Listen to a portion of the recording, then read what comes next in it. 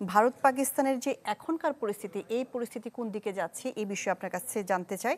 আরেকটি বিষয় জানতে চাচ্ছি যে আন্তর্জাতিক সম্প্রদায়, বিশেষ করে Gulf Nations, United Nations, SAARC, United states এবং চায়না, এই আন্তর্জাতিক সম্প্রদায় বর্তমান এখনকার পরিস্থিতি নিয়ে কি কিছু করতে পারে কিনা বা তাদের কি কি করার আছে? গ্লিটারের টুইন লেমন ও অ্যান্টিব্যাকটেরিয়াল ফর্মুলা বাসনকে চকচকে জীবাণুমুক্ত করে আমাদের দেয় গ্লিটার গ্যারান্টি। শাহনাজ, প্রথমে বলে রাখি 2019 সালে যুক্তরাষ্ট্রের একটি গবেষণা প্রতিষ্ঠান যেমনটি শঙ্কা প্রকাশ করেছিল ভারত পাকিস্তান সম্ভাব্য পারমাণবিক যুদ্ধ নিয়ে, 2025 সালের বাস্তবতায় কিন্তু সেই শঙ্কা কিন্তু অনেকটা বাস্তবে রূপ নিচ্ছে। ভারত এবং পাকিস্তানের যে দুই দেশের মধ্যে যে উত্তেজনা, স্নায়ু যুদ্ধকে কিন্তু ছাপিয়ে গেছে।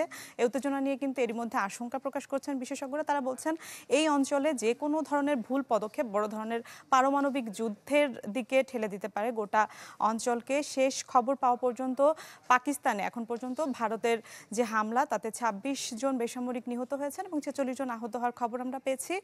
পাল্টা পাকিস্তানি কামান ও গোলার আঘাতে ভারতে শেষ খবর পাওয়া পর্যন্ত 10 জন নিহতের খবর আমরা পেয়েছি। ভারতের পক্ষ থেকে যেটি বলা হচ্ছে এটা সীমিত হামলা, তবে এটি শেষ পর্যন্ত সীমিত থাকবে কিনা সেটি নির্ভর করবে দুই দেশের যে পারমাণবিক সক্ষমতা। আপনি জানতে চেয়েছিলেন সার্ক বা আঞ্চলিক সহ আন্তর্জাতিক বিভিন্ন জোটগুলোর কথা জানতে চাচ্ছিলেন।